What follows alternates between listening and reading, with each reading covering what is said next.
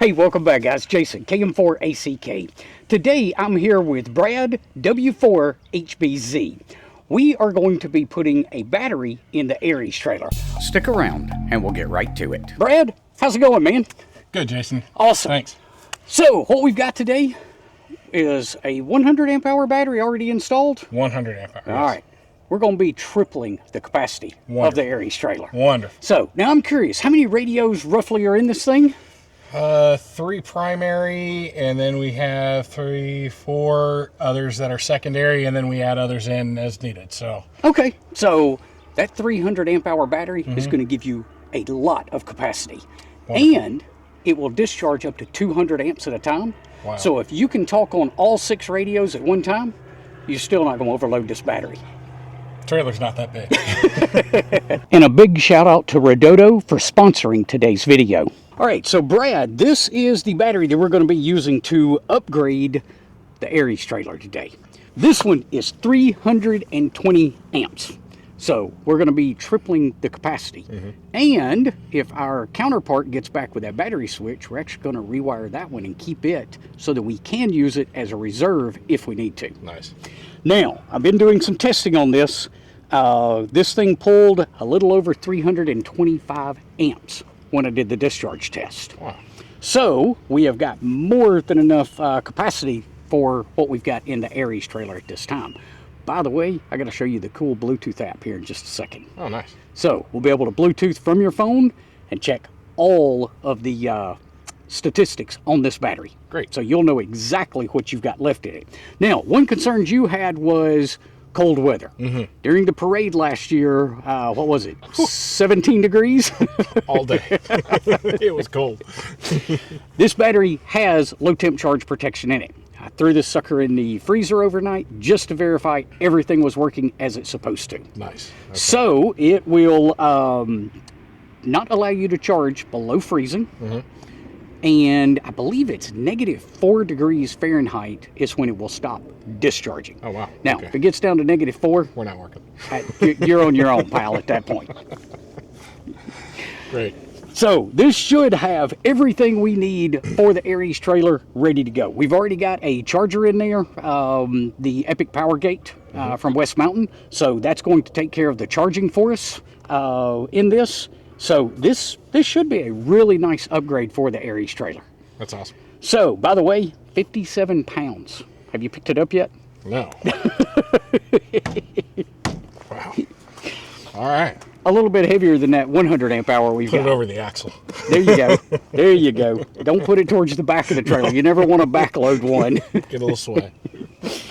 So anyway, oh, by the way, I copied the little QR code that they put in the manual so that if you happen to have somebody new on scene, Sure. they can download the app by just scanning the QR code. That's awesome. So that made it super easy. Let's take a look at that app. So here is a look at the app that we're using. Notice it's 92% state of charge up here. I didn't charge it quite to 100. It's a little better if you leave them between 80 and 90 if they're going to be sitting in storage quite a bit. And that still leaves us plenty of capacity in this battery. If we were discharging it at this current time, it would be giving us those numbers right here where it says power and current. Right now the battery voltage is 13.3, and you can see that we've got almost 300 amp hours of capacity in the battery. You can also turn the battery on and off right here with this little slider switch. So as long as it's not, I believe it can't be pulling any current from it, but you can just click the button and it turns off the battery, so it's not even available to discharge. Wow.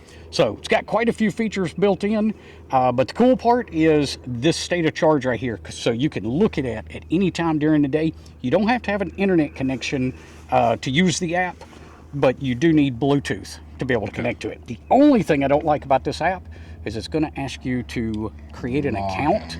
So that means they want your email and password, but just do like I did. Give them a bogus or a alias, and then when you've got logged in, just go delete the alias. Got it. You don't have to worry about it. So, but this should give you all the information that you don't have with the current setup. Nice. So the first order of business was to remove this old SLA type charger that had been in the trailer for quite a while. We went ahead and pulled that out, and then we began kind of test fitting or dry fitting the battery to see exactly what orientation we wanted to put that in, we decided we would put it in the floor and secure that with some wooden strips. So we went ahead and cut those strips and pre-drill those so that we didn't split that wood when we were running the screws through it. After we got all of those drilled up, we went ahead and put the battery in place and then started attaching these wood strips to the floor. After the battery was secured, we went ahead and made up all of the wiring that we needed and then got everything attached to the battery and even added the plastic caps for that extra precautionary measure. And then we used a strap to secure the battery to the floor. And the last thing to do was to do a quick function check. Perfect. Hey, again, I want to give a big shout out to Redodo for sponsoring this video. Those guys reached out to me and asked how they could help, and the Aries trailer popped into my mind. So be sure to head over to Redodo. I'll leave a link to them down in the description below. Maybe I can even score you guys a coupon code, but I'll leave a link down in the description below and any coupon code that I can come up with. Check them out for all of your battery needs. All right, so now that we've got it installed, what do you think?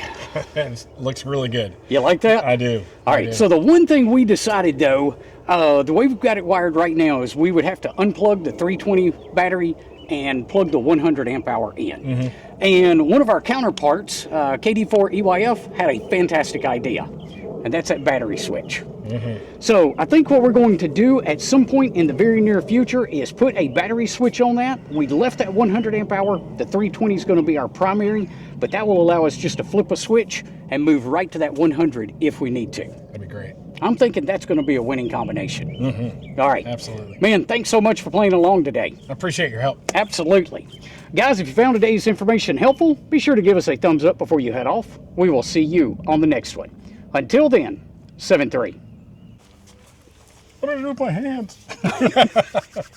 I do. I talk with my hands. I know. Hello. But I'm not talking.